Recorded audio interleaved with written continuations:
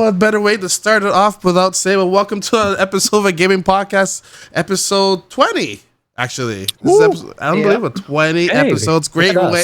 Look at us. Great way to celebrate with the Xbox developer direct event that just happened. We just finished recapping it. We're going to go through it on the podcast here, give our thoughts, impressions on all about it as well. And then we'll also dive into the thoughts of Prince of Persia. For those who played it, I'm hearing a lot of good things about the game. Rumor has it, I don't know. But Caboose, how you doing, my man? Good, doing good. I'm glad we got to check out the Xbox showcase together, and I'm looking forward to chatting about it with you guys. Hell yeah! And then Sammy, how are you? Doing good. Saw some things that I liked. Saw some things that I'm like a little iffy about. So we'll talk about it. That's a high pitched tone there. I don't know if I like it so much. All right. Oh my god, it was so high for you that it cut off. Yeah, perfect. Even better. That was something on my end. I was so scared. The podcast heard it. That's all that matters. Okay. And Steve, how about you? I'm doing really well. I'm so excited. We just came off a great hour of content, and there's a lot to kind of unpack and discuss. I'm glad to be here with y'all. Well, why don't you take it away with what Obsidian has showed us? What were your thoughts on that? Yeah, no, I coming into the Xbox Developer Direct, I was really excited for Avowed. I talked about it last week. I think that Obsidian's upcoming RPG is going to be slept on, and I think their latest trailer kind of really unpacked exactly what this game is. It's their version of a smaller, more tight-knit version of Skyrim, if you will, kind of like what Outer Wilds is to, like the traditional Fallout game. We got a chance to see, the setting, some of the characters, a lot of the decision-making that's going to go into it. They really emphasize you're going to be able to have some ownership over the story here, make some morally gray decisions that will have an impact on the world itself. And then, of course, the combat, which I think I'm only going to speak for me, was a real selling point there, where they're talking about, just player agency and being able to choose from like a traditional bow and arrow, sword and shield, but then guns, huge development for us. We get to shoot lizards. You get to shoot the lizards. Shoot the lizards, take them down, but then also like dual wielding wands with like different elements. That was cool. It looks super cool. There was even like one part that they're talking about.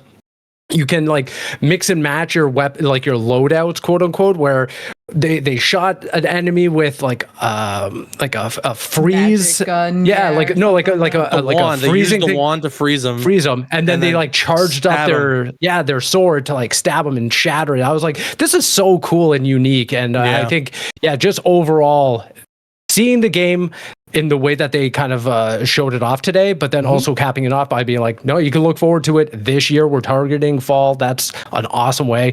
Also, the key art, some of the best video game key art I think I've ever seen.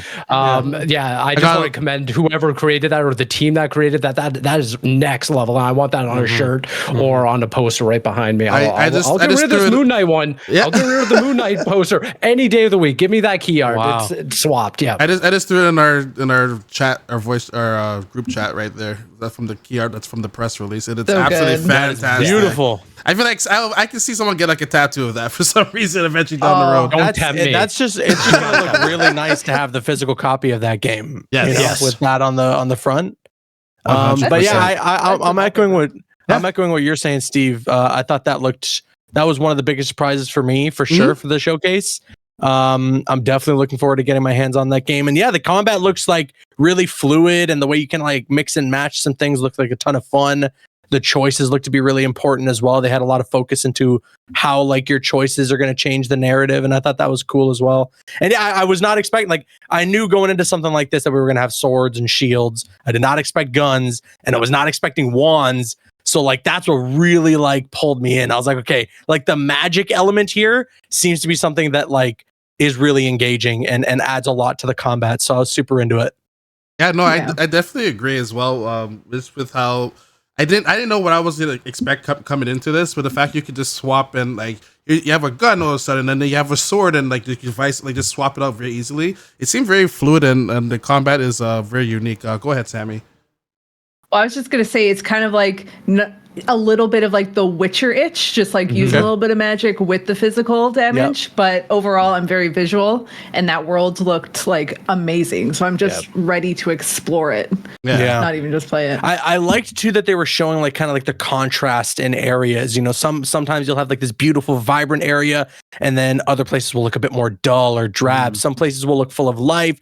Some of them will look completely devoid of it. I thought that was like really interesting. It's going to add a lot to the exploration. Yeah. One thing that they've talked about, not specifically during this direct, was that they wanted to create like an open world RPG that's not as vast as something like Skyrim. They're kind of focusing on depth versus like scale. Right. So I love the fact that now we can kind of contextualize that with what they did with Outer Worlds, where it is, okay, this is a 20 to 30 hour RPG. We're really going to concentrate on, dialogue choices, the gameplay, rather than it being this sprawling 100-hour, everything is kind of, surface level. And that's not to take away from Skyrim or anything, or any of those like Starfield or anything like that. But I do appreciate that they're going to be like, okay, it's more contained. We get to focus on these elements like the world building and stuff like that. And also, I mean, we talked about it during our reacts, but like I've only kind of like dipped my toe into Pillars of Eternity, but knowing that it belongs in that universe and that's kind of like the spin-off, there's tangential ties to that interests me. I don't know how deep it's going to go or how deep it really is required to have previous knowledge, but I think that's cool that they're able to spin off their own franchise and then give it like a different name, act as like an entry point. So if people jump into Avowed and they're like, wow, I really love this universe, I love this these characters and everything, how many people are then going to go into like the other games and kind of go into this like strategic RPG, this almost like Diablo-esque game? It's interesting. I kind of feel like this is also like a great game to sell on like the Outer Worlds too, because a lot of people play it. Like I feel like that's the style of like the two are kind of similar. Besides like the whole with the swapping and the combat, that one's more like shooting and everything. But like the choices and like the choices you make that can impact your story, I feel like that's just like their bread and butter of style of games. And I feel like this one's kind of like marketing for like the like upcoming projects or even previous projects as well. Do you think this is coming out in fall 2024 though? Yeah, I don't see why not. Yeah. It looks like it's a polished, I was about to say the same thing. Polished vertical slice that we saw. I didn't really see any like hitches or anything concerning as far as like my expectations for the game. And I feel like if Xbox, is teeing up all these games for the latter half of the year, I think Avowed is a great fall entry point. Especially when you think about, okay, what are we going to do to kind of sell Xbox Game Pass? What are we going to do to sell consoles and stuff like that this holiday season? I think Avowed is going to be one of those benchmarks. Definitely. Yeah, I don't see this being a problem for it to reach its like planned release window. I think it'll definitely hit that fall. And like Steve was saying, this doesn't look like it's one of those Skyrim level, like the biggest game you've ever played in your entire life. But this will sure, at least we can hope, will sure to be consuming a good 30 hours of your time and be a solid 30 hours of your time. Like that's for a lot of people what they said about Outer Worlds. I didn't personally play it, but considering it's the same developer, I imagine that that's kind of the same vision that they have with all their games. And Avowed looks to be following that trend. And we can't also forget that they are developing a sequel to Outer Worlds. They've already announced it in development. So plus they're working on Grounded. It like Obsidian is for all intents and purposes, Xbox is Insomniac, where it's like, how are you guys even doing all this? It seems like really you guys are just everywhere. They have a lot of ambition, which I really respect. And I mean, we were joking around about it, you and me, Marcel, during the direct. It's like, New Vegas 2, maybe with enough support. Honestly, though, but why not though? Like remaster it, like something. Come on, you got to do something with that. Why not do it? You're ready to same umbrella with Todd and everything. Just make it happen. It's got to be a matter of like when rather than if. Like I think this is like there's no way that internally they haven't had this sort of conversation or discussion. But like you said, they're working on Grounded. They got Outer Worlds 2 coming. They have Avowed now this year. So their plates are stacked pretty high. It's probably just a matter of like, okay, where does something like that, if we want to make it happen, fit into the schedule? Right. Yeah. I think team size wise, they're like what, like 50, 80, like not more than 100 people. Oh, really? So, yeah, they're fairly small, I believe. That's a little surprising, but I believe it. Yeah. Interesting. Same times. All right. Next on the list is my anticipated game from Xbox, at least. Hellblade 2. Oh, Senua Saga, Hellblade 2.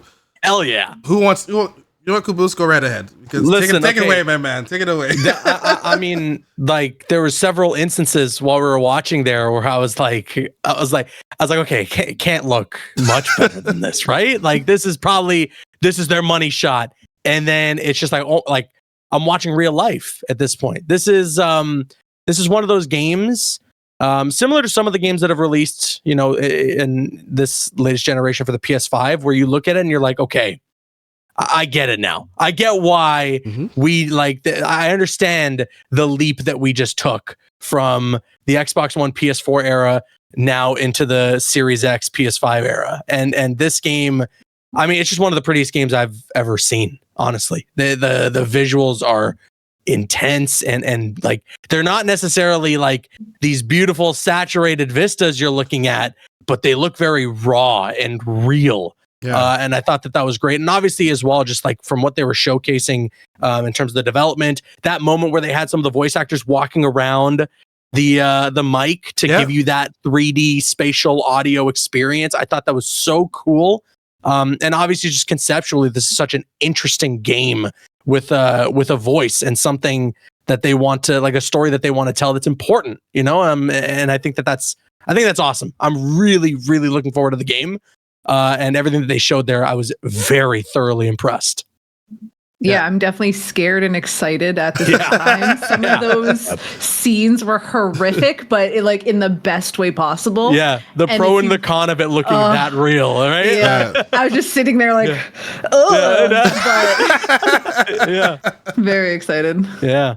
Yeah, I mean, when we talked about it and saw it at the Game Awards, I think a lot of us came out of it being like, okay, that was a great showcase. The live performance was great, but not having a date was kind of concerning. And something we talked about on the show, and I brought up, was that I just found it very interesting that every single time we saw the game, they refused to show us combat. I found that like the biggest red flag of the game, where I was like, this game looks so impressive. Obviously, it's atmospheric. Everything from like a production standpoint stands out, but why aren't they showing combat? And I'm still 50% concerned about it, only because I will say maybe we go back and everything, but every time that they show like Senua hitting an enemy or something, it's dark, like very dark. There's even one where it's so dark that like the enemy is shrouded in like shadows. There's just something about it, and I'm just. I kind of agree as well. Like, especially the first one. The first one, like, if you played the first Hellblade, it looked absolutely outstanding. I'm like, how is this even possible? And it was also a short game as well. And I feel like it was short for that experience because of just how impressive the game looked. So there was a lot of like tricks and like not quote unquote shortcuts, but like ways to make this game look and run as good as it was. Something had a lack. And I feel like they're kind of doing like maybe the same, like, because you look at this game, you're like, I can't tell if it's the actress walking or if there's actual gameplay. Yeah, that was the first thing that we saw with the first gameplay from the Game Awards like years ago. I was like, was that really gameplay, or was that CGI? Like, people didn't know. And I feel like it's kind of the same boat as well, because this game was never like an intense combat game. And they kind of use those tricks as well. It's basically taking the experience of like the whole 3D and the mind tricks of what she's going through, how she's and like her experience in life, especially with dealing with psychosis and everything. So I feel like the combat part was never its strong point. So maybe it's going through the same thing again. So and you could be 100% right. And to be honest, like at the end of the day, even if there's something a little janky with the combat or the animation of the combat, it's not the end of the world. I'm not really playing Hellblade for the combat. It's not God of War for that reason. It's all about like the atmosphere. It's all about like creating like an uncomfortable experience and great storytelling.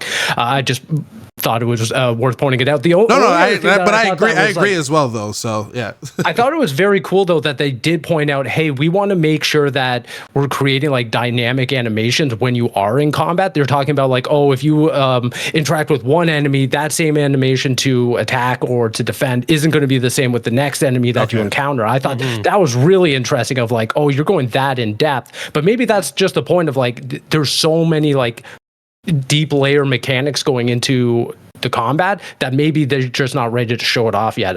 That's just something I noticed. Right. I think this is an interesting concern to bring up, and I mean, now that you mention it, like, it's true. There wasn't definitely like anywhere near a focus on combat or how any of that works.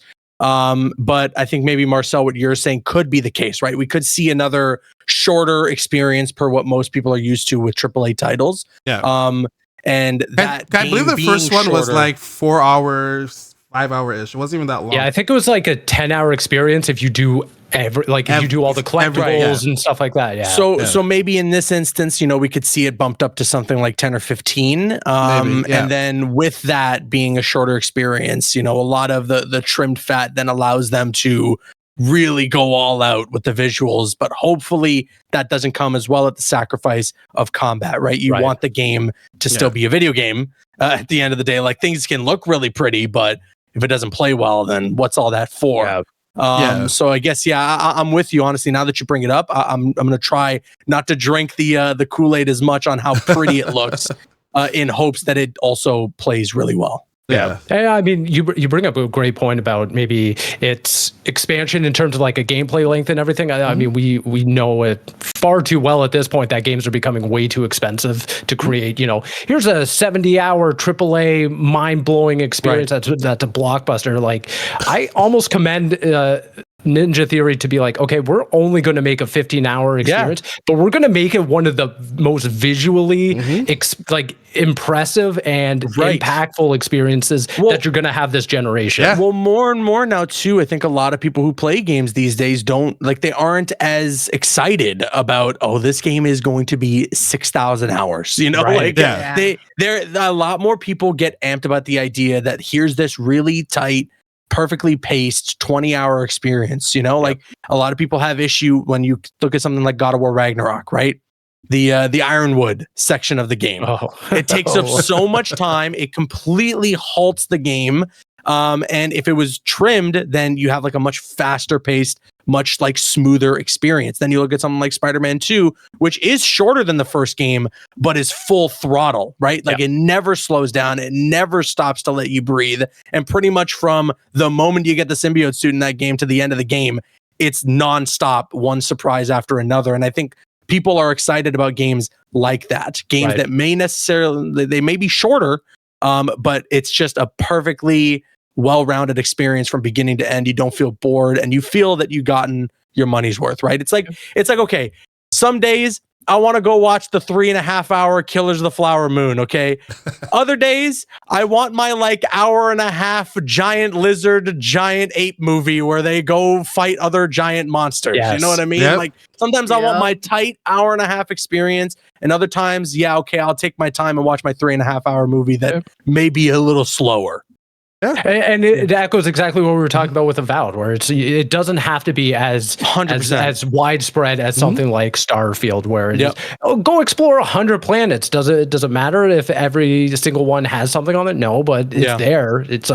I like that it's giving players options. I think we need to stop, and I don't necessarily mean us here. I mean just gamers need to stop like setting such massive expectations for every single AAA title that comes out these days, because it just makes these games unrealistic, and it balloons those budgets to ridiculous heights. So a game like Avowed, a game like Hellblade 2 are perfect examples of less is more. It's going to be good for like, sorry, Marcel. No, go ahead. For the the millennial crowd, like, we work all day, we get home, we may only have like an hour after bed. Like, we need a shorter length game, and I think this is going to be hugely successful if it is like shorter, just because people will have time to play it. Or even like, Steve, you're a writer, right? Like, you're reviewing some of these games. You don't want there to be like 72 600-hour games that come out of the year, because you're pretty much glued to a screen. Valhalla killed me. He's like, you love Assassin's Creed? Let's give you 100 hours of it.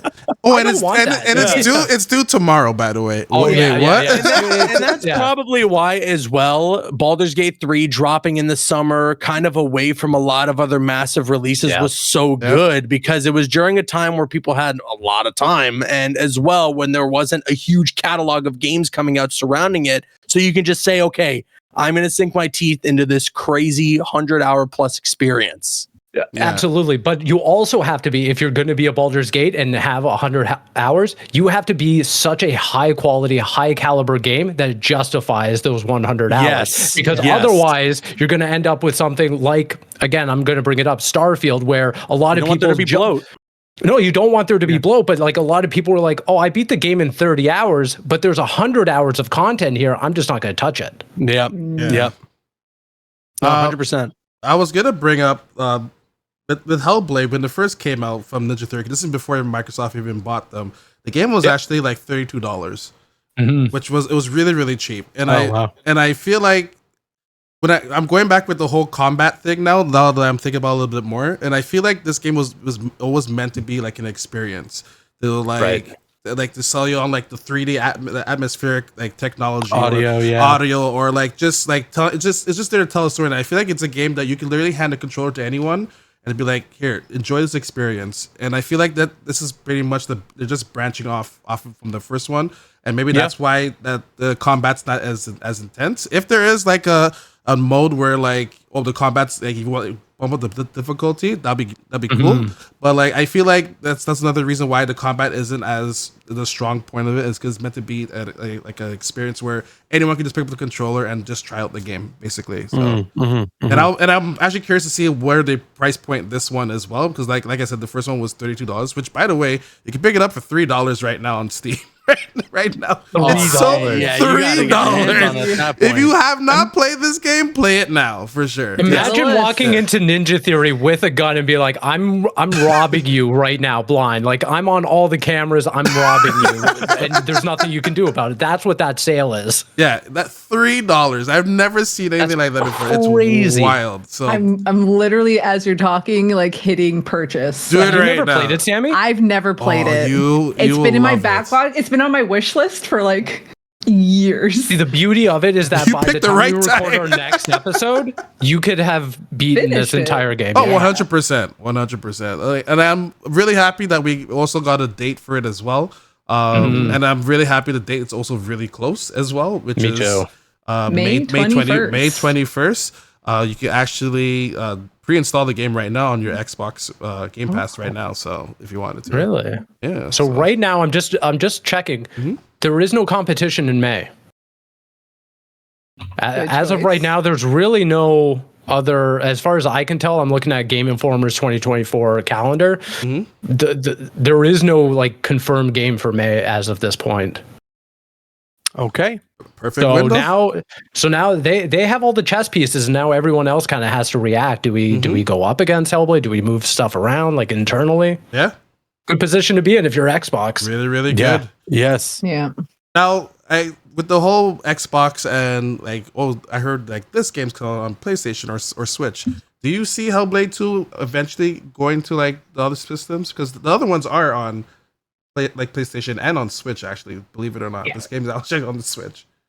Yeah, I mean, I think so. All of those deals were completed before Xbox acquired Ninja Theory. I mean, I'm trying to go back all those years, but I think it came out for PlayStation first. Yeah, it came for PlayStation first and on PC, and then eventually reached out to Xbox. And then when they got Ninja Theory, it came out to the Switch.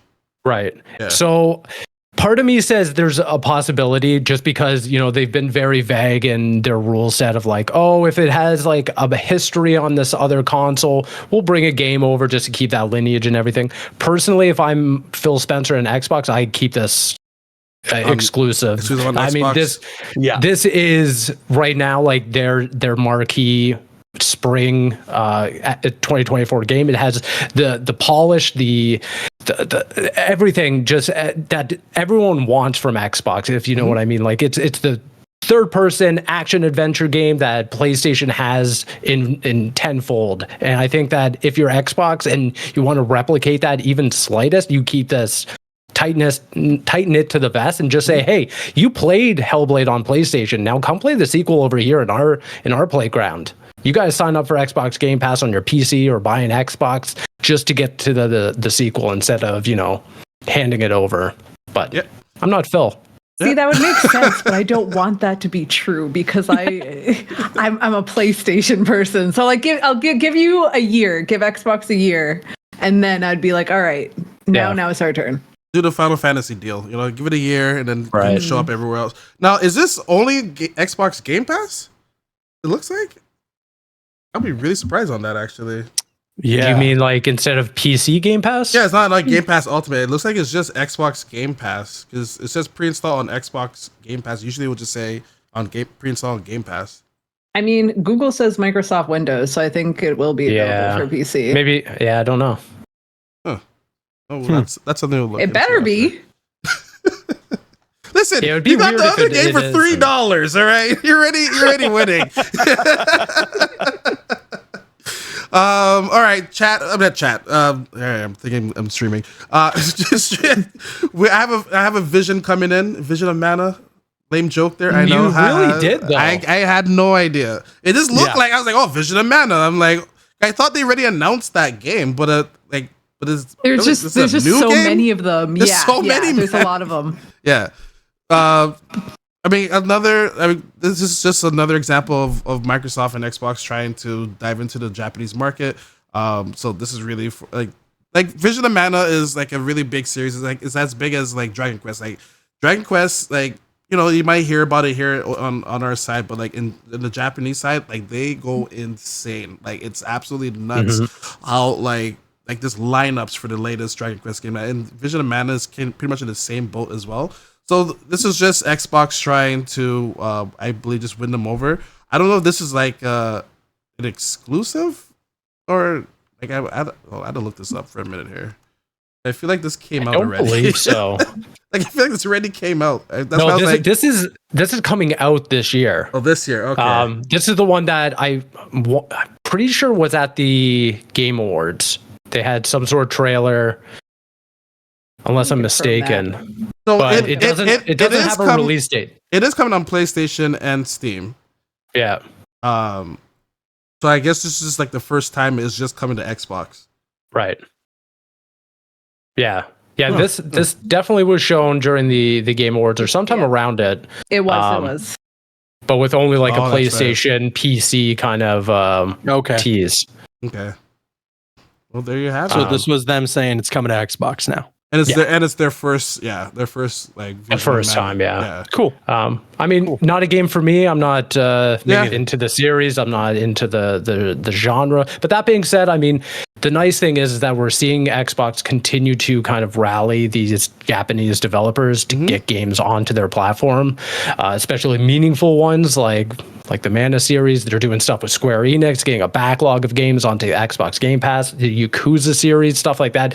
There was a time when, Xbox had a division with Japanese developers. It was just kind of, touch and go for a long time. But now that we see Square and, other studios now kind of investing in Xbox, it's nice. It's good. It's good for the player base. Speaking of Yakuza, the guy presenting the game with oh my god, he looked fresh. My god. I thought he got a Game Pass check, but the game's not coming on Game Pass, so I'm really surprised. I'm like, wow, this guy's fresh. Guess not. Yeah. But yeah, like that's really cool. Like, great for them to dive into the market. I'm actually quite surprised the game isn't coming on Game Pass. I thought maybe that was like their way of like to help really get ahead of the Japanese market. Yeah. But like it's so can't have them all. Can't have them all, Although, you talked about it in the direct. Maybe they do some sort of like backlog thing where it's like, hey, catch up with the Mana series here. We're going to drop like 5, classic games going all the way back. But I don't know. I don't know how the licensing works. Yeah. And that one is launching in the summer of 2024. Then we got Aura History Untold.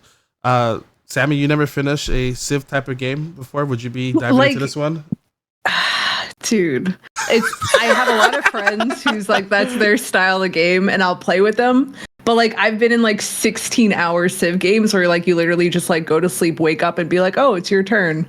I like that they've condensed the gameplay and like you don't just sit there for several hours per turn. So I'll try it out. It looks kind of cool. It would be like a fun game night. So I think it'll just be like, what's the board game, Catan?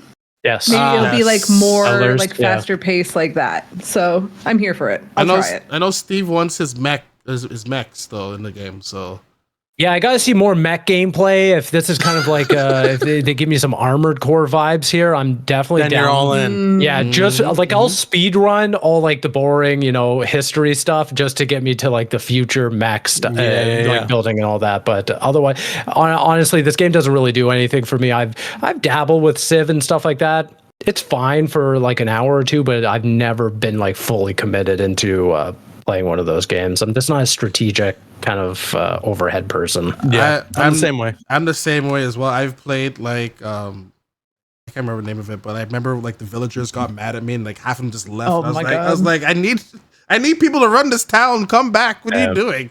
And then a plague came by and I was like, I give up. So the only management sim kind of game like that, Roller Coaster Tycoon. Where's Roller Coaster Tycoon? Right? Because if we can get a new one on PC, sign me up for that.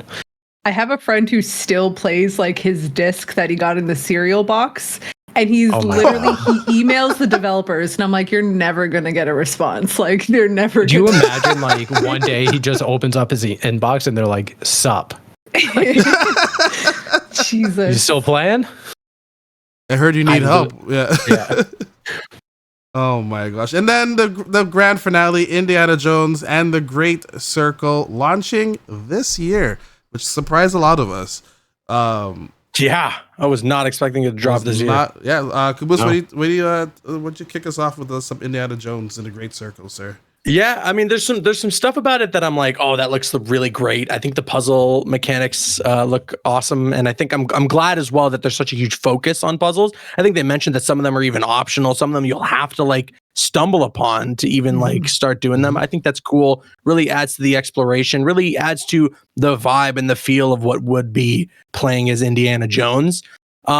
Visually it looked a little weird to me. Sometimes it looked really good. Sometimes it's beautiful and felt very indie, but other times I was like not sure about it.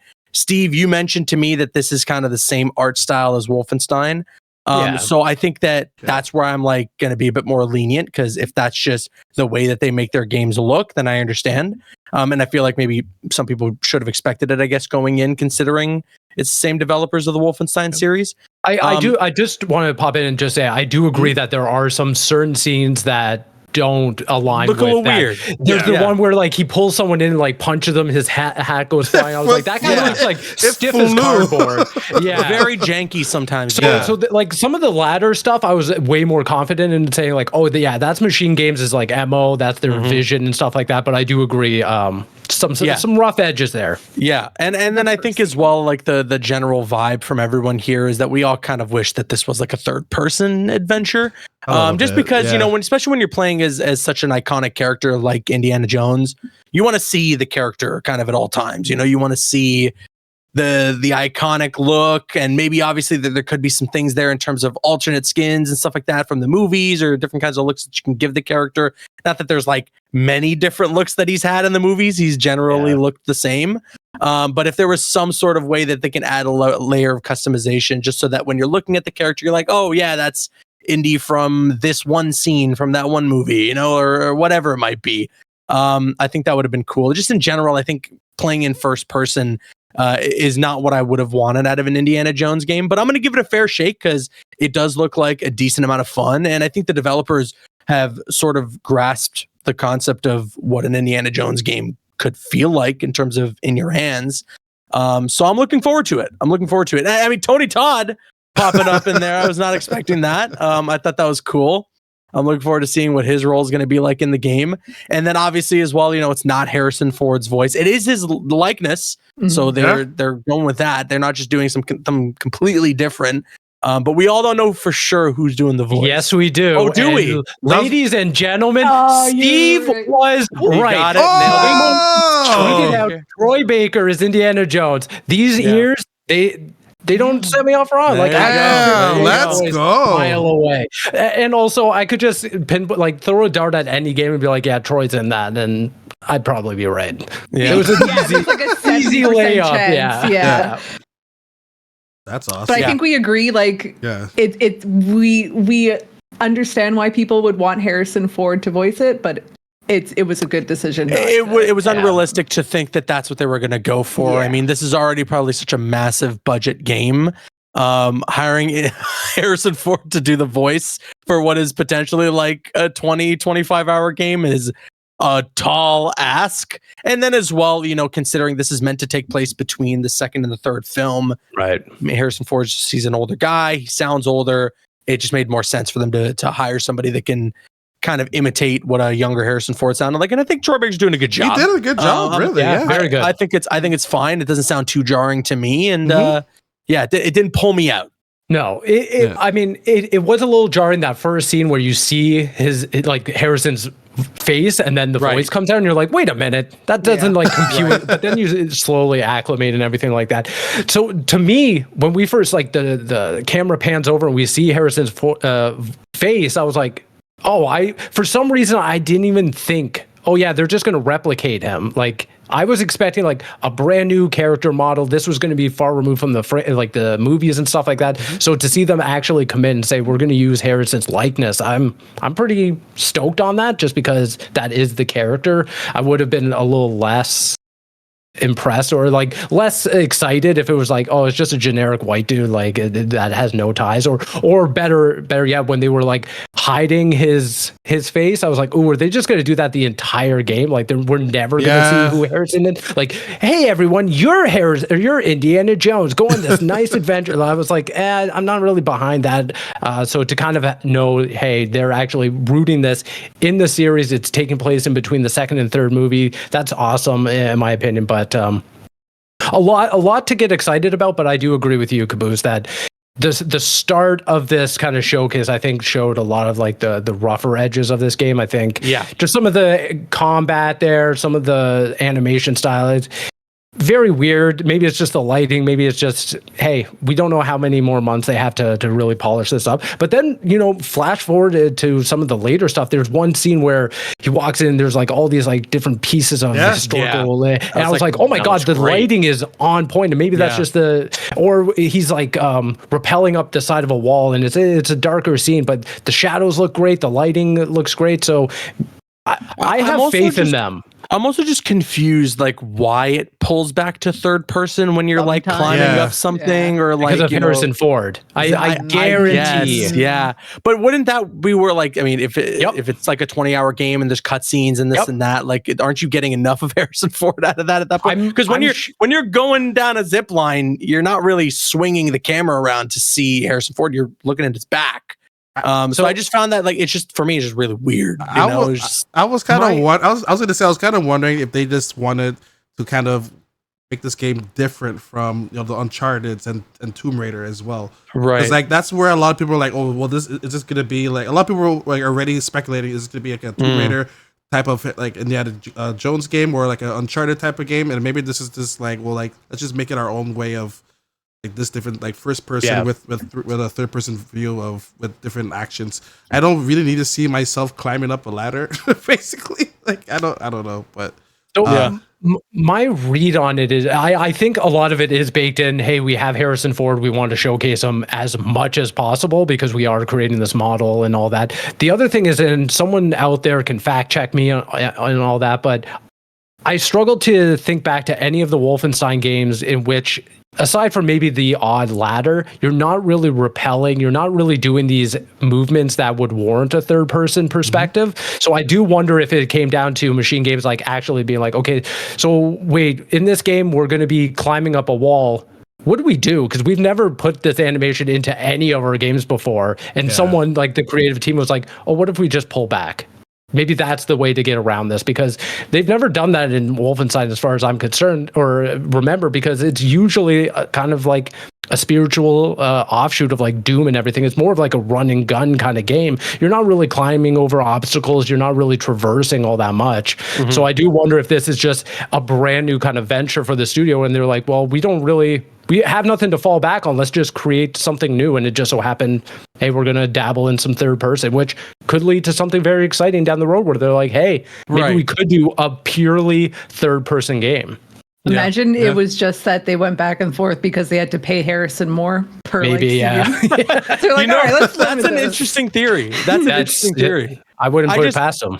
I just look at the instance of like the Blade game, right, being developed by Arcane Leon, more famously known for making first person games as well, but they're instead just switching straight to third person for Blade. I feel like it would have really benefited the Indiana Jones game a lot if they just had Machine Games just go straight to like, okay, let's just figure out how we can do third person. Because again, I think it would have worked better for Indiana Jones. But other than that, like, I don't want to harp on the game too much. Like, I do think it looks like a decent amount of fun. The story looks interesting. There's a lot of love for the franchise, either from the developers working at the studio or Todd Howard himself, which is always a good thing to see, or at least to hear. Hopefully they just execute it right and it ends up being as good as they hope and as we hope. Yeah. Now, with this list that came out today, I'm going to ask a very bold question here. If this is all that Xbox brings out, what would you grade Xbox year? Ooh, that's a tough question. If this is all, and if they come out and they're all like 80s to 90s, this is a banger year. One of the strongest. Solid. Yeah. I'd say one of the strongest ever, in my opinion. Because I think I was gonna just say like just for like as for Xbox games only, like because like last year it was Redfall, Starfield, Hi-Fi Rush. So it was just Minecraft Legends. Minecraft, yeah. There was Forza. There was Forza, and then there was not Civ. What was the other one? Oh man, can't think of it.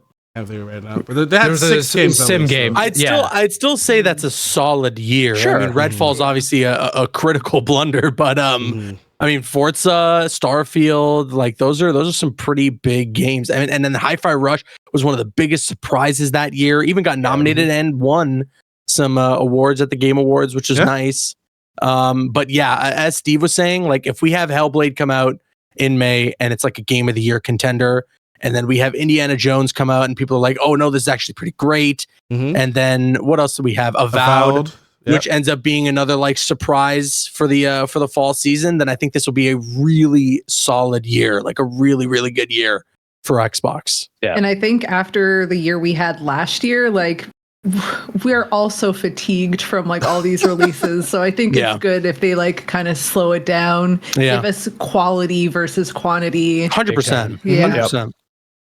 Yeah, because I mean, if we remove Visions of Mana out of the equation, which was summer, I mean, you can kind of see like a trajectory where it is May, you get Hellblade. Right after that, you get some sort of E3 style game showcase. Here's diving deeper into Avowed and Indiana Jones and stuff like that. Maybe delay Indiana Jones. Who knows? Because I'm still shocked that they're crazy. But then they set up like a pretty solid fall lineup where it is, you can imagine maybe Avowed or maybe in September, Avowed in October, and then end off the year November. Hit Indiana Jones right before the Game Award nominations stop. Like that's if they could nail that like 3 months in a row with like solid Xbox first party games, that's a great way to end fall it. period. Yeah, absolutely. Not to mention all the other like second and third party partnerships. Absolutely. That'll undoubtedly come throughout the year. Like it's a good year if they can really execute, and that's the big thing. After Redfall was kind of, we said, a blunder, a misstep, and then Starfield was a great game. I love Starfield, but I don't think it had the stickiness that Bethesda was kind of aiming for. But yeah, they're off to a great start. And I think kicking the year off, setting these expectations of we're not putting dates on every single one of these games. We just want to give windows. That way you can kind of see what the roadmap is for Xbox. That's a great way to start the year off. Yeah. Well, we'll have to wait and see, and at least their strong one is we have a date for that, which is Senua's Hellblade, which I believe it's only coming on the Xbox Game Pass. I'm looking at it. I looked it up a little bit more. Like I think it's okay. I don't think it's even coming on Xbox PC. I think it's like better. I think it's like it's a Steam thing only. I'm invested now. I paid my $3 to play the first one. I mean, it's coming on. It's coming on Steam. It's gonna be on Steam, but it's not gonna be on like Xbox like Game Pass for PC. I mean, I think it's just a Game Pass for Xbox. So, interesting here. Developments. Senua Saga Hellblade 2 digital only and will cost $50. Oh wow! Being reported by Insider Gaming. Copy. Yeah. So it'll be another Alan Wake 2 situation, I guess. Yeah. Oh, this is confirmed on the Xbox Wire. Now, they said, can you guys releasing a game digital only? Does that save on production costs? Is that the reason why something like Alan Wake 2 went that route, and why Hellblade 2 might be doing the same? I don't think that they ever came out and said why, but assumedly, that's the assumption. Okay, yeah, because I mean that leans into what we're talking about for a game like Hellblade, right? Yeah. Like where they're trying to save as much of the budget for on like things like game length, or in this case, I guess releasing a physical copy of the game, to instead inject that budget into visuals and obviously the performance capture and things like that. Right. Yeah. The other kind of slightly more maybe nefarious reasoning is to get rid of a secondhand copies, which like say you sell your copy of Hellblade, Microsoft doesn't see any dollar value out of that. If you go back to EB and you're like, here, I'll trade this in for something. If you just get rid of the middleman, hey, every single copy of Hellblade that's being sold outside of Xbox Game Pass is money for Xbox. They're getting the full amount there. See, if that's a part of the, like, if that's a large part of the reasoning, that scares me just for the future of of course. Physical sales. Look at game which is like EB, but in the UK, they're not taking any trade-ins anymore whatsoever. Yeah. So. I mean, and then you got Best Buy and Walmart getting rid of so physical media. And it's sad because I mean I just said earlier, like Avowed, that key art is so nice. I'd love to have the physical disc just to have that key art be something that's in my collection. Yeah, and we're slowly heading towards a territory where that's just not going to be the case anymore. I mean, even Starfield, I got the collector's edition from Bethesda for that game. The steelbook is beautiful. I love the steelbook. And inside, it comes with probably, for me, the best compromise of not having an actual disc inside a steelbook. It comes with this like key that has that's right. On it. That was so cool. Which is nice, but also like scares me because like they might think that, oh, like here's this alternative of not having an actual disc when I still want the disc. I still, because, and it's mainly just for the sake of, I don't want there to be a day where I don't own the game that I bought. I don't want there to be a time where that thing that I spent my money on no longer is my reserved right to own. Because who knows if like 10, 15 years from now, I wanted to pop in Avowed into my old Series X and be like, oh, let me just jump back in and try this out again, right? Because that's what we do, right? How many instances have you ever had in your life where you're like, let me just jump back onto my PS2 really quick or my original Xbox. I want to throw this game in there, right, and play it, right? Like, so I don't like that. That's the kind of direction that we're going in. I know a lot of people don't like it as well, but I guess money talks at the end of the day. They could go like the Larian Studio where they do have the physical copy, but like just limited edition, and it comes with like a whole bunch of cool stuff. Right. So that'll be like that would be nice. Format. Maybe. Yeah. I also don't want physical editions of a game to become like a rarity. It's a piece of paper. Right? Yeah. I mean, sadly, I think we've talked about this where I do foresee a future where it does become kind of the limited run games kind of thing where it is, it's more of a boutique purchase rather than, hey, we're just going to go out to, Best Buy and pick up a game or EB or something I mean, like that. If it's Alan a scary Wake future. If Alan Wake 2 is selling really well, if Hellblade 2 ends up selling really well, then it's for these guys, it's just going to be like the proof that they can do that. That's the thing, though. I mean, Alan Wake 2 didn't sell well. Oh, it didn't. No. But is it? But no. Okay, but these are sales that had come out pre Game Awards when there was just like an insane amount of buzz. No. Yeah, correct. In that time of would you think that maybe there is a boost there because of how much praise it's gotten since? I think that sale helped them out a lot, probably. Yeah. If anything. And then also this is Epic Games exclusive, correct? That's the thing, and that is a huge hindrance. Yes, in my opinion. But the thing is because Epic helped them with the publishing. Yes, for sure. I get it. I'm not saying I don't get it, but yeah. It's a huge hindrance, I'd imagine. There's a lot of people who are like, "Oh, not on Steam. I'll wait." I'll be like, "Dude, I don't know what's coming on Steam, my friend. I don't think it is." And like, there's so many people. It's on consoles as well. Yes, of course. Yeah. Speaking about Steam, I'm actually really surprised that Senua is only on Xbox Game Pass and not even on PC. Like Xbox, it's only on wishlist on Steam. I was just about to bring that up. That's interesting. I'm really interested about that, and I'm wondering if Xbox Microsoft, if they're a little bit worried about the fact that this is their first party studio game that's coming out, where they don't want to run into the problem where Hi-Fi Rush, where it was available on PC and on Xbox, and a lot of people just like, well, I have Game Pass, I just download the game. And maybe this is their way of getting some revenue back in a way. Where like, okay, well, it's coming on Xbox Game Pass. If you own an Xbox, fine. And then, but if you want it on PC, and people are like, "Oh, I got my 4090s, and like, let me just max this out and see how this game looks and everything." And I feel like this maybe their way of getting money back, because usually like it's hand in hand. Like, oh, Xbox Game Pass and on PC, and I find it real interesting. Like they specifically wrote down wishlist on Steam. Yeah, I do wonder if it's a matter of the messaging, because there's no way to kind of like preload PC Game Pass games, right? Oh, you can, yeah. You can? Yeah, okay, I did that for Liza P. Okay, never mind. Yeah. I was just gonna say maybe it's just a fact of like, oh, they're not ready, or okay, maybe they're still not ready to push out the PC Game Pass preload, so maybe their messaging is wish list on Steam if you're on PC and you're excited for this game, or you can preload it on your console. I don't know. Like it doesn't even show like for you to purchase on. Right now I'm on the Xbox application. It doesn't even show for you to buy. It just says see in store and that's it. Yeah. So it's just something that the keywords are very interesting there. So that's for sure. With that being said, another $70 game that came out that I consider a Game of the Year contender is Prince of Persia Lost Crown. Caboose, did you play this? Did you try it out? I haven't played this yet, no, but I've been seeing a ton of people praising it online. I saw that Ubisoft Canada had a quote, interestingly, from us. Right?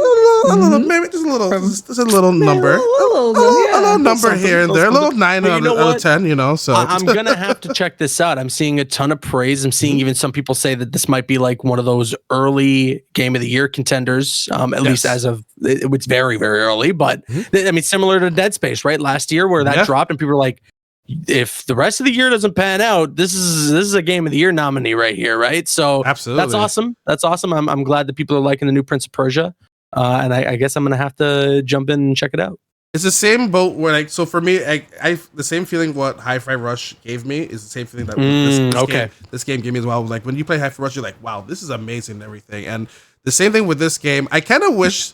And with a fighting game background that you have, Caboose, you absolutely love this game because the juggles you can do with this game and different combinations, the different combos you can do as well. Where you could do some XX and hold the Y button for a strong attack or juggle the enemy in the air. I kind of wish this game came with like arcade type of mode where you got this number of combos off of this person, and I really feel like that is missing, or maybe there's like a high score type of thing, like okay, this is the score I got due to the combos I did, because you could literally just lower sweep someone, they will literally be in midair, launch them in the air, you could jump out, smack them air, smack them back down, they'll bounce up off the ground, and just keep on wailing on them. Like this poor guy's like, I just shot one arrow at you, like please stop, sir, stop killing me. It's so it's wild the stuff you can do, and that is just from the beginning of the game.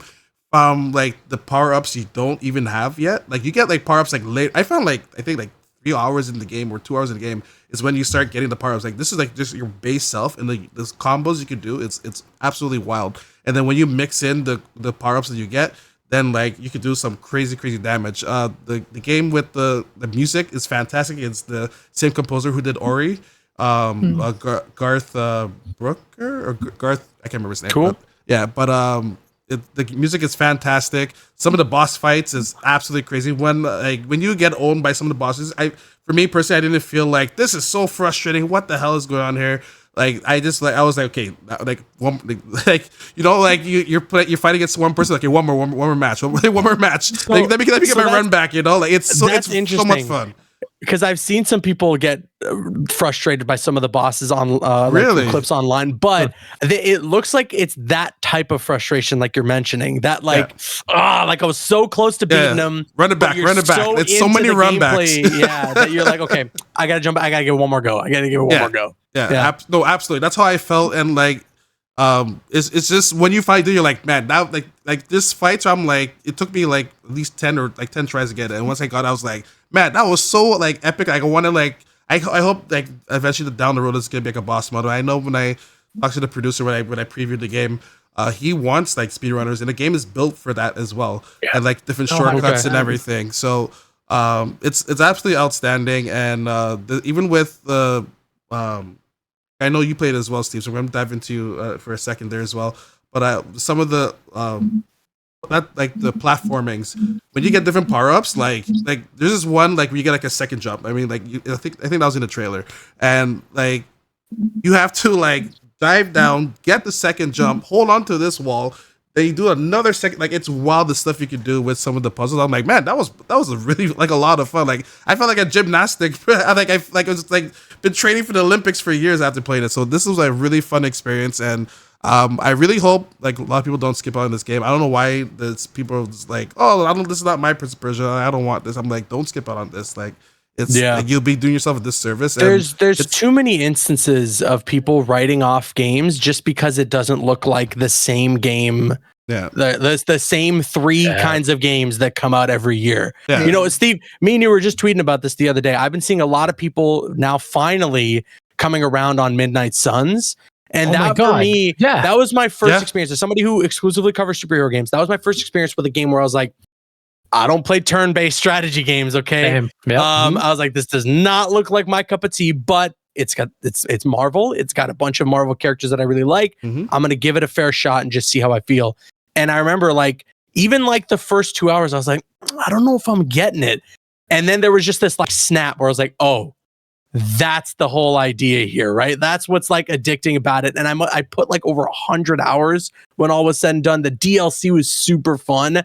I am so sad that game flopped. And I guess, like Prince of Persia in a lot of ways is in a similar position where it doesn't look like a lot of the fan favorite Prince of Persia games, and people are writing it off because of that. But I feel like they shouldn't, because you just, I don't know. For me, it's like, if you do whatever you want with your hard-earned dollars, okay? Yeah. But if you're going to play the same third-person action adventure for the rest of your life, I don't know what to tell you, man. You're missing out on a lot of really good games in other genres.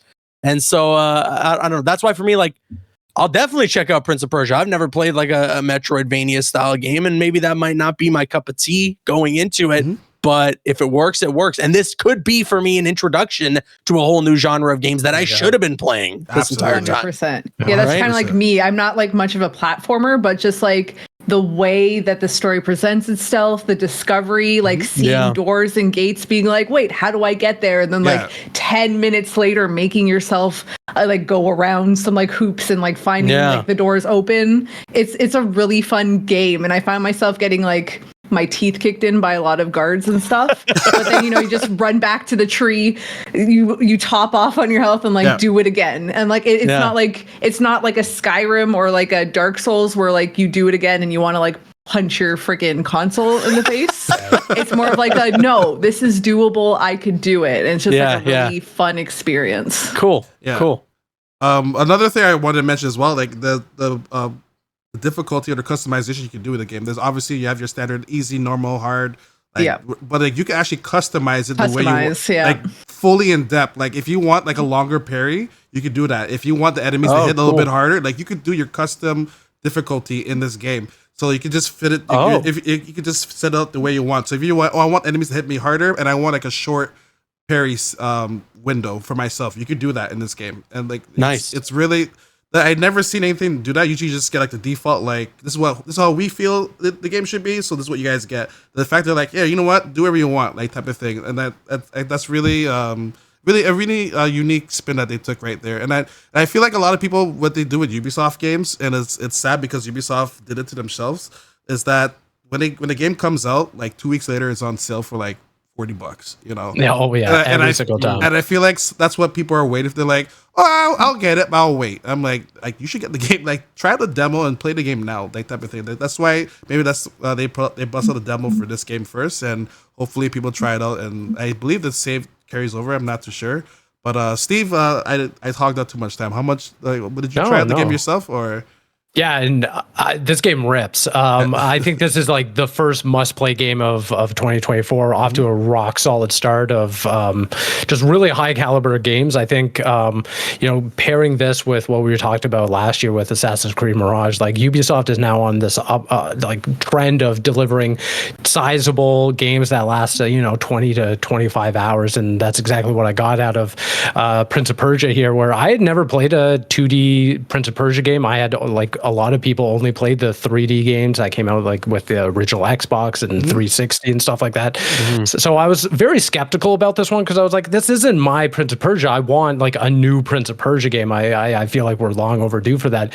But immediately getting into this world, checking out the Metroidvania gameplay, just the progression system of unlocking new abilities that not only serve the traversal but combat as well, and then feeds into like every boss battle, where the boss battle is designed to test your skills using the powers you've already unlocked, is just so brilliant. And it just has such a great gameplay loop of like, hey, here are all these biomes. They all look different. They all give you like different enemies and puzzles to explore and to complete.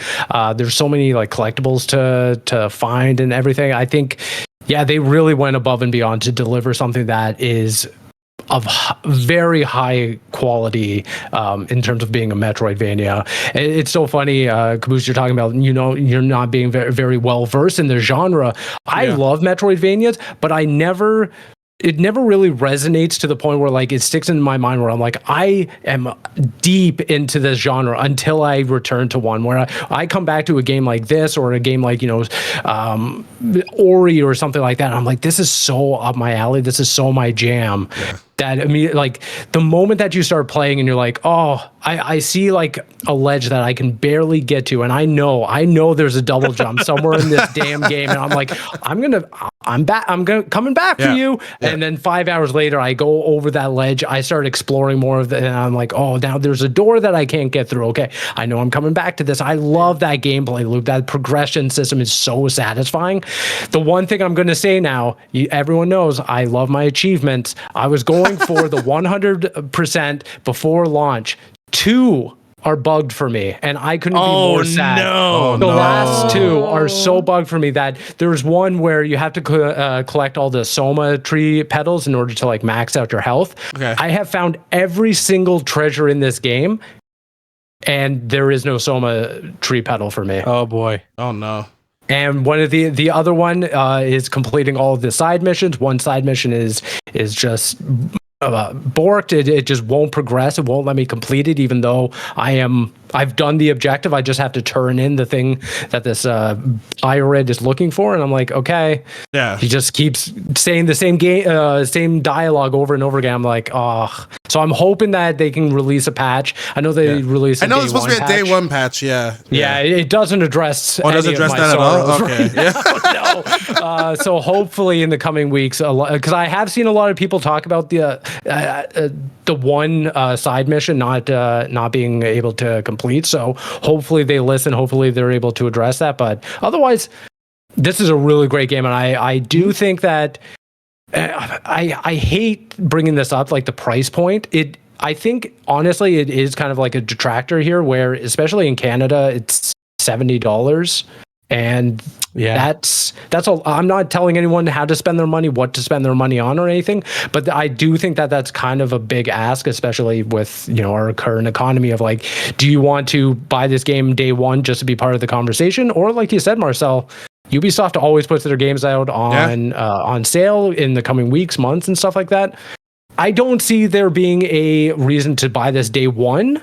I think this is a must play, like definitely get around to it. But if $70 isn't within your means to play this right now, I don't see why you shouldn't be able to just wait for a sale, because I think the quality is there. Don't get me wrong. I think that there's a lot of high quality here, but I think the $70 was a little bit too much of an ask. Maybe like $50 to $60. There's definitely a no-brainer at that point, but just because Canadian, the currency sucks and everything like that, seeing a $70 price tag on a game like this, and it gives me pause. And something like that. And I definitely agree with the price tag. It is a bit like much for a game. I don't know. It could probably even be like $60 or something like that. But like, I feel like if people just wait and the sales don't look good, it will kind of like, that's it. No more creativity for you guys type of vibes, like I feel like that's where I struggle, where it's like, I want people to go out and buy this game, support the developers, because they do awesome stuff. They did Rayman, they did they do great stuff. And I definitely want Ubisoft to kind of have a fire under their ass where they're like, oh, we want smaller games. We want Prince of Persia back. We want all this stuff. But at the same time, I want Immortals Phoenix Rising too, damn it. Come on. Yeah. It was so weird that they called it, like, the group is called Immortals. I was like, what are you doing, Ubisoft? You tried this already. So would you say that this would have been a better, like, $50, $60 kind of game? Like, I would even say like $60. I would say 60 and 40 for US. That would have been like a good price point, I would say. Okay. Like $70, just shy of like a AAA. I just think that, comparatively, you see something like even Cyberpunk, and it's like, okay, there's a disparity there. Not in terms of quality or the amount of work that goes into a game like Prince of Persia. I just think in our current economy, when you look at people like having to, fork out $40 for 2 chicken breasts, it's kind of difficult to be like, oh yeah, play this 30-hour experience. Persia or chicken? Yeah, exactly. Are we eating or are we going to play a game? I don't know. But again, I'm no one to tell you where to spend your money. If you see enough quality here, definitely buy into it, because I don't think that you're going to be steered wrong at all. You will not be disappointed, especially with for me, it took me like, I'll say 20. I think it was around 20 hours to get to the ending. I also got sidetracked as well. But like, I think it's a 25 or a 28-hour game, so you're getting a good chunk. Game as well. And then if you're a speedrunner enthusiast, then like, definitely pick up this game. Like, you will like, there's different, like, there's like little oopsies that I did. I was able to like go through like a wall. I'm like, I should not be on this side of the wall, but I did it somehow. The enemy hit me so hard, and the camera couldn't follow fast enough. I somehow skipped through that wall. I'm like, well, I'm on this side now. So I was able to skip some parts. So there's definitely some like ways to like speedrun this game. They're definitely going to exploit that 100%. 100%. So, but I rolled credits at 25 hours. I got, I got stonewalled by progression at 30 hours. So man. But nice. It is overall, like, it's a fun game. I'm still very early on. So like, story wise, I'm having fun with just like learning the personalities of like everyone in the group. There's a lot of like little funny moments. It's not like the deepest narrative, but I think overall it's just like a really fun visual time. So I'm looking forward to it. There is one thing I'll bring up, and I don't think you're there yet, Sammy, and it's not a spoiler, but when you get there, Sammy, you'll know. But Steve, when you did, there was one voice actress, I should say, did not sound like a human being whatsoever. Oh, there's definitely an AI in this game. Yeah. It literally sounded like the bot that you have for like Twitch streaming, who's reading like a text at TTS. I was like, is this real? Is this like, me? It was the voices that do the Nintendo Direct, where it's like, oh, and hey, why don't you check out this game from this studio? I was like, this is so weird. It's uncanny. Yeah, no, I do think that there were actually reports saying that character is confirmed to be an AI. Okay. Because there was imagine it was like a real person, and they're like, damn it, that's just the way I sound. It's just so me. You're never getting work ever again. Never again. Because I was listening to him like, does this sound like someone's like donating to me right now? Like, I don't know what's going on. It's felt so weird. But definitely everyone should pick up the game. It's a lot of fun. It's available today, actually, the day of we're recording this. So definitely pick it up. And I think that's pretty much what we're recovering. Caboose, what is the rest of your week looking like? There is some sort of stream tomorrow for Suicide Squad where they're going to go over the end game. They're doing it with they're doing it with some notable streamers, Dr. Lupo, Shroud, and Tarek. I think his name is Tarek.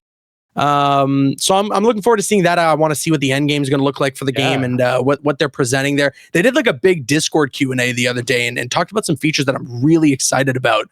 Not to take the conversation in this direction, but they talked about this. Talked about this feature called Social Squad, where let's say I leveled up my Captain Boomerang and got him decked out and all the bells and whistles.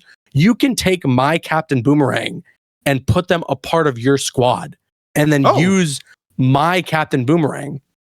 And then if you play and get rewards and you get like a new legendary item, when I log back on, I'll have gotten that legendary item. That's so cool. That's really cool.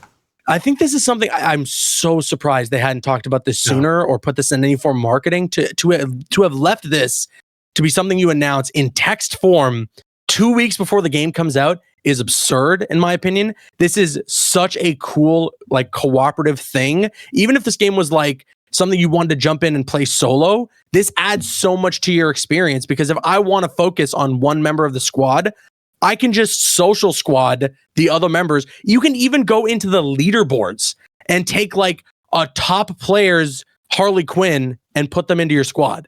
So you're down a ghost card. That's so cool. It's like using the Halo 3 social share system where you can download cool but essentially with the different members of the Suicide Squad. Now, it sounds really cool in theory. I wonder how it's going to look in execution. But anyways, there's a lot of really exciting things starting to pop up now for Suicide Squad. So, I mean, they got this big stream tomorrow for the end game. On Monday, they got another Insider episode dropping that's probably going to go over the post-launch plans and DLC stuff. Joker? I'm hoping we get some sort of a roadmap. Yeah, it looks like Joker's going to be coming to the game in some way. All right. So I'm hoping we get a roadmap. I'm hoping things look promising. I don't know. There's things that I'm genuinely looking forward to with this game. And now that they lifted the NDA on that alpha and so many people are speaking more positively on it, it's a very vindicating thing for me. Because I feel like I was taking crazy pills when I was talking about how smooth the gunplay is and how much fun the traversal is, but a lot of people are sharing that sentiment. So I'm looking forward to the game. I have my gripes. We'll see how it goes on January 30th. Outside of that, not much else going on. Still waiting for some more MK DLC to drop. Still running my tournament Champions of the Realms every Wednesday and Friday. Hell yeah. And that's it. I mean, some big games on the horizon for the superhero genre. We don't know when they're going to be dropping, but hopefully sooner rather than later, so that I have a job. Yeah. Awesome. Yeah, the Suicide Squad crowd, especially on YouTube, is oh my god, the comments, dude. I don't know how you deal with it, man. This is the unfortunate reality as well for that game, is there may be some stuff in there that is genuinely great, but people have just written it off at this point. And it's unfortunate too, because there's a lot of creators I've watched that talk about the game that it's just full of misinformation and assumptions. And I think that's so unfair to criticize a game off of something you assume is going to happen rather than what's being presented in front of you. But I think that is ripe for a whole conversation onto itself, because I've been so frustrated and furious at how the community has handled the misinformation or assumptions of what this game is without even having played the finished product. And it's I caught flack for it this week, where I just said, if you're not willing to play the game, if you're not willing to invest time into the game, I don't think that you should have a voice in being able to criticize it, because all you're doing is making assumptions, and a bunch of people will push back on it. I totally understand if you want to be that way, but a lot of people are just making such inherent comments that are just not true, just factually not true about the game. You can literally look up points on how this game was made and stuff like that. It's just so frustrating to see how a narrative can get taken away from a studio when so many people are just trying to make a good game. Whether or not it ends up being a good game, I still think that it should be we should give them the opportunity to at least present it before saying, well, we're just going to write it off completely. It's and you know what? Like, there's things that I don't like too, right? No, like, I'm very vocal. I was yelling up and down the streets about the always online thing, and I still don't think that that's going to be great, but they're bringing an offline mode, thankfully, at some point this year. So I'm looking forward to that being something that's going to be available because, I don't want Kevin Conroy's last performance as Batman to be something that gets locked away someday, right? So I'm glad, again, they made a change on that. I still have issues though. I mean, I've talked up and down about the sensory overload. I still think that's an issue. That was an issue that I brought up when I played the alpha. And so like I had to reiterate that point when I had gotten my hands on through the official invite by Warner Brothers. But yeah, there's plenty of complaints and plenty of issues that I have. I don't think it's all sunshine and rainbows, but I also don't like as well the complaint that it's not what we wanted it to be, therefore it's bad.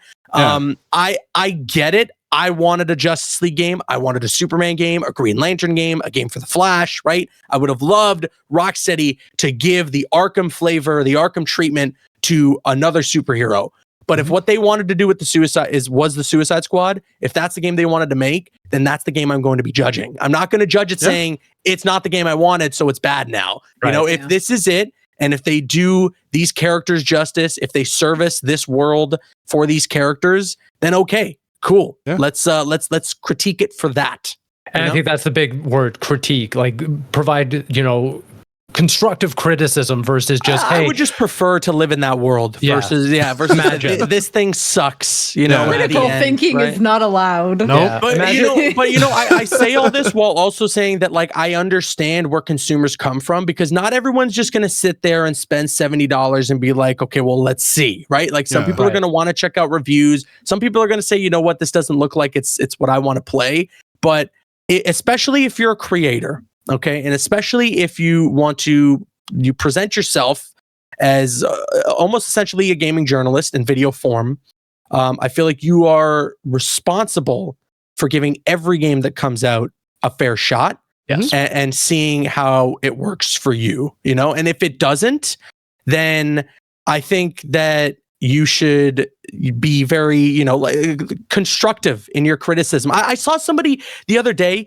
This was so frustrating. I saw a content creator the other day. I don't want to bring up names because I'm not going to try and cause drama here. No. But they were complaining about how in the game, you have an objective marker. Mm-hmm. And if you're playing with people online, you yourself can hit square or X if you're on Xbox, whatever, to activate the objective. And if you're not there, you have 30 seconds to get there. And they were complaining about that functionality. They were like, well, that kind of undoes the traversal, which is the big point. It's like every co-op game has this. Yep. There's a circle. Yep. You got to get there. Otherwise you can just grief your teammates. If you're matching up with somebody random online, they can just never come to the objective marker.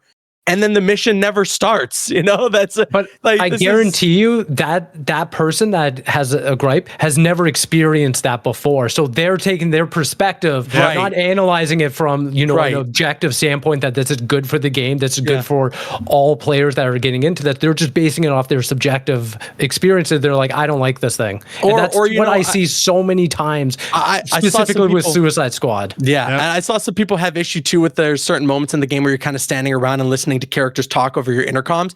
Listen, it slows down the pace of the game. There's no doubt about it. But I'm just going to say one thing. And if you play the Batman Arkham franchise, you'll know why this even exists in Suicide Squad. Okay. Mm-hmm. Oracle. Like that's like every Arkham game has the stop and talk for 5 minutes thing. If it wasn't a problem in Batman Arkham Asylum, City and Night, why is it all of a sudden such a glaring issue in Suicide Squad?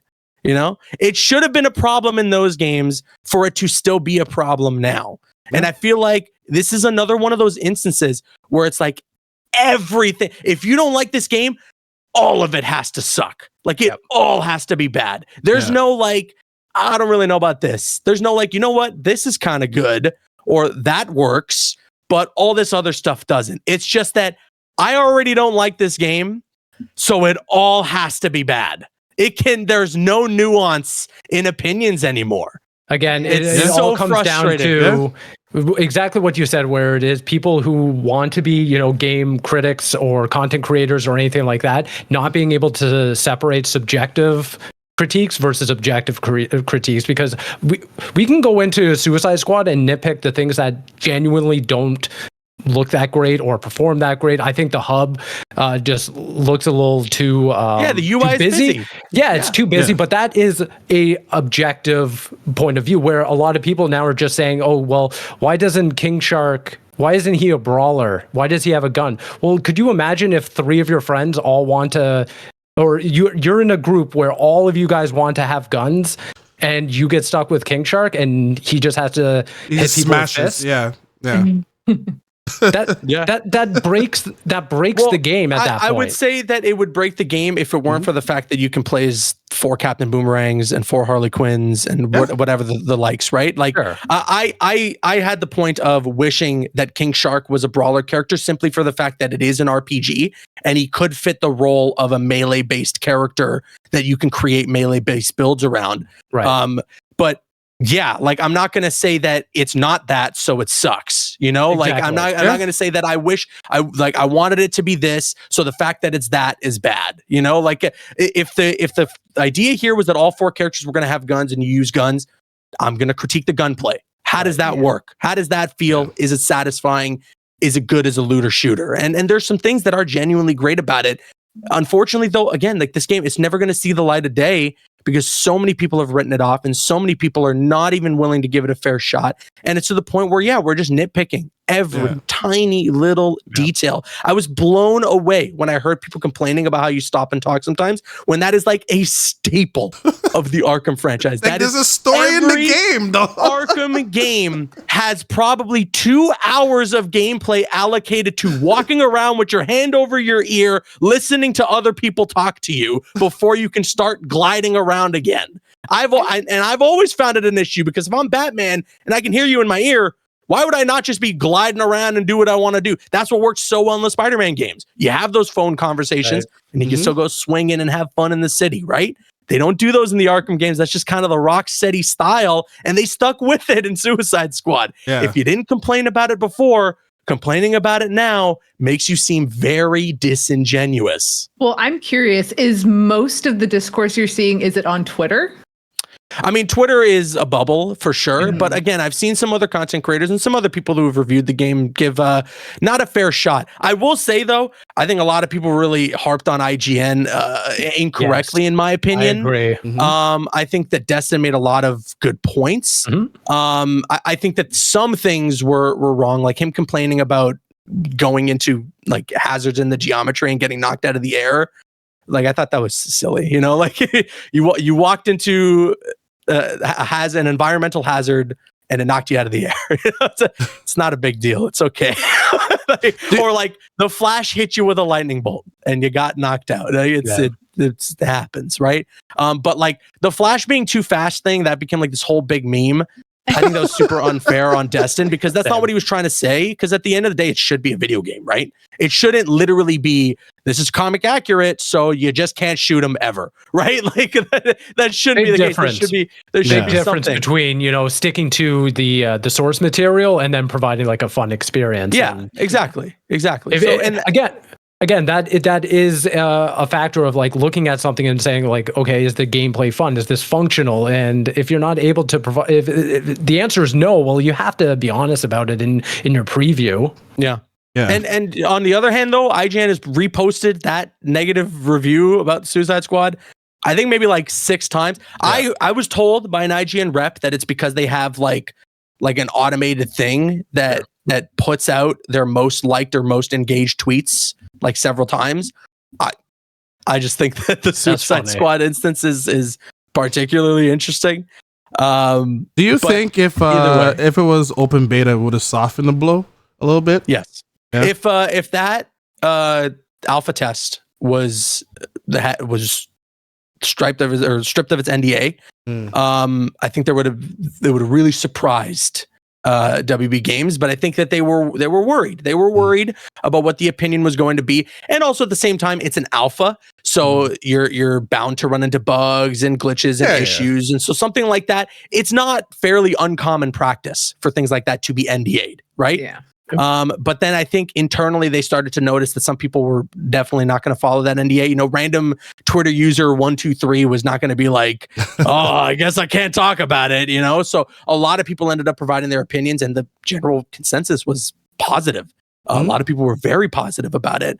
And then post our hands-on impressions, there were plenty of developers even, and as well, you know, people, Destin himself was saying, hey, we should lift the NDA. Let everyone who got their chance to play this game to be able to talk about it. And then, a ton of positive impressions and thoughts started to come out of the woodworks, but it might be too little too late, considering it's like 2 weeks away.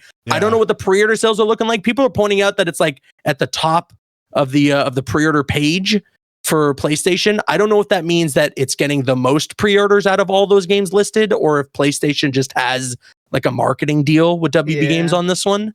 But we'll see. I want it to be good. At the end of the day, I will never, ever, ever hope for a game to be bad. I know it's a live service. I know that some people think that comes with shady business practices. If that ends up being the case, I will be the first one to say something about it. But if it's not, if it's got a generous battle pass, if it's got, you know, lower priced microtransactions and skins aren't $60 or whatever the hell they were doing with Marvel's Avengers, then I hope it does well. And I hope that there's some longevity here and that people play it for months and years to come, and that they have several years of content added into it. Yeah. Anyways, super long tangent. It needed to be said, honestly. So I'm hoping on Monday that we get a roadmap and that there can be some sort of excitement created for fans about what's to come after the game comes out later this month. That'll be huge. Because like it also falls in the same thing with Prince of Persia. A lot of people were upset because like the character was in Persian. I'm like, what are you like? What does that even mean? I don't understand. Yeah. It's like it's just telling a different story. Like it doesn't have to follow the ropes. Like, well, he's not Persian. He's not the prince. I'm out. I don't want to play the game. The prince is there. The prince is right there. Like, what do you mean? Yeah. So I don't know. It's very silly. People just need to relax. All right. Like just I don't know. Sammy, how about you? What's going on? You know, I'm playing Hellblade now this weekend. Nice. Yeah. Best $3 spent, that's for sure. Honestly, true. Other than that, I'm going to try to get something out for Prince of Persia on probably my Instagram. So if you happen to follow me, if you don't happen to follow me, I'm at Petus Pants almost everywhere. So yeah, just that. There you go. Steve Monday, how about you? I don't have that much going on. We talked about it before we started recording today, but I'm really interested in this Pal World game. It's Pokemon with guns. So I think I'm going to invest some time into that this week. And I'm going to provide a nice little report for you guys next episode, because this game feels like a fever dream. I don't believe it's real, but hey, it's coming out at the time you all are listening to this. So it's either going to be... It's going to be a game. I'll say that. I'm confident in that it's going to be a game. Yep. You'll definitely have to let us know how it is for you when we record next week. That's for sure. Yep. Because when I saw the trailer, I'm like, this can't be real. There's no way. No. I don't believe like, how are they not getting sued by Nintendo and the Pokemon company right now? Right? But, hey. You gave Pikachu a gun. What's going on here? Yeah. There's definitely some creatures there. I'm like, that's clearly a Pokemon. A Pokemon, right? Yeah. Like, I'm sure Nintendo made that Pokemon already. Like, what are you doing? As for me, I'm actually been playing a lot of Mario Wonder, trying to like wrap up that game and try to get as much as the Wonder Seeds and everything. I might dive into some more Prince of Persia, try to like 100% it. I really have enjoying that game. There's certain parts where like you get some coins. I was like, I'm coming back later. Another thing I want to also remind people as well. They also have this great feature of like a picture mode where you can take a screenshot of an area. So if you're like, oh, I need to come back here for this reason, take a screenshot. And like it will actually put the picture on the map, and like you can see why you want to go back there. So that's another cool feature as well. But Just staying low key. Like a part of me wants to do a Yakuza like marathon, but that's gonna take me 68. Oh my god. That's gonna take me 68 days. I never played any of the Yakuza games. I played Lost Judgment, but I never played Yakuza. But I don't think I have 68 days in me to beat all these games. So wait, is that 68 days like front to back from zero to the current one? Jesus. Oh boy. And that's if I do 4 hours a day. So yeah. Oh my god. Just do like a 72-hour live stream or so. That's not enough. That's not even enough. That's like only like the first 2 games at least. I was gonna say, yeah. Oh, anyway, it's something I'm considering. I'll see and everything, and we'll see all of you next week. Have a good one, everyone. Bye. Bye.